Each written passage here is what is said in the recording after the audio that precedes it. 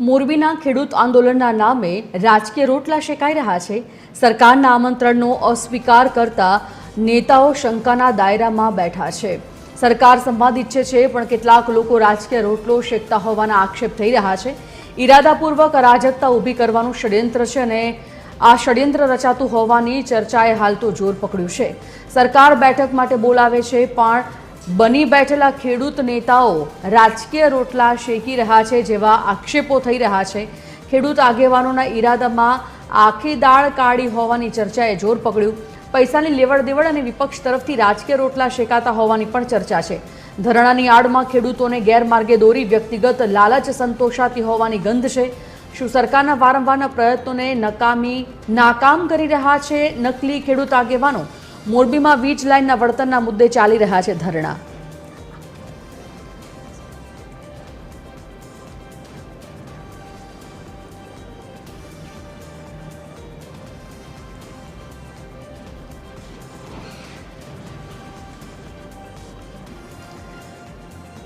સંવાદદાતા રવિ મોટવાણી લાઈવ જોડાઈ ગયા છે। રવિ પાસેથી વિગત જાણીએ। રવિ, જે પ્રકારે અત્યારે આક્ષેપ પ્રતિ આક્ષેપોનો દોર શરૂ થઈ ગયો છે, એવું કહેવાય છે કે બની બેઠેલા ખેડૂતો રાજકીય રોટલા શેકી રહ્યા છે। ક્યાંક ને ક્યાંક જે આક્ષેપો છે તે આક્ષેપોની વચ્ચે આખો મુદ્દો શું છે અને આ આક્ષેપો બાદ કયા પ્રકારની તજવીજ હાથ ધરવામાં આવી છે? કાર્યવાહી કોઈ થઈ છે ખરી?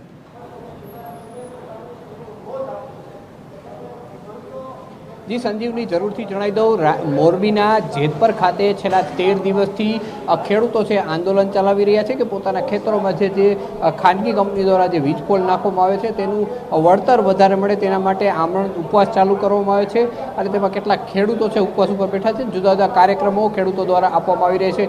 ત્યારે ગઈકાલે આમ તો સરકાર કેટલાક સમયથી પોઝિટિવ છે અને ખેડૂતોને પૂરતું વળતર મળે અને ખેડૂતોની જે માગણી છે તે સંતોષે તેના માટે સતત પ્રયત્નશીલ છે અને સરકારના જે અધિકારીઓ કહી શકાય, પદાધિકારી કહી શકાય, તે સતત ખેડૂતો સાથે સંપર્કમાં છે। જુદી સંસ્થાઓ પણ ખેડૂતોને પૂરતું વળતર મળે તેના માટે પ્રયત્નો કરી રહી છે।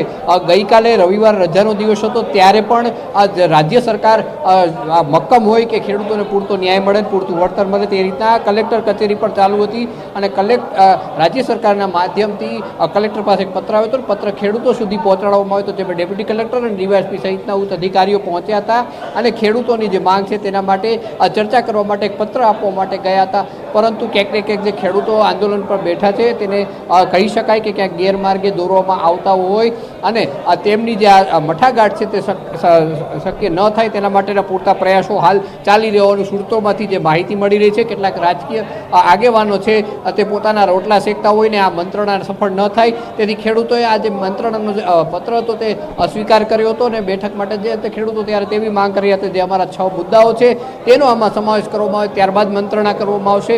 કહી શકાય જો સરકાર એક તરફ પોઝિટિવ હોય અને ખેડૂતોને ન્યાય મળે તે પ્રયત્ન કરી રહી હોય, પરંતુ કેટલાક જે શખ્સો છે પોતાના રાજકીય રોટલા શેકવાનું મંત્રણા ન થાય તેવા પ્રયાસો કરતા જોવા મળી રહ્યા છે। જી સંજીવની, ધન્યવાદ રવિ આ સમગ્ર જાણકારી માટે।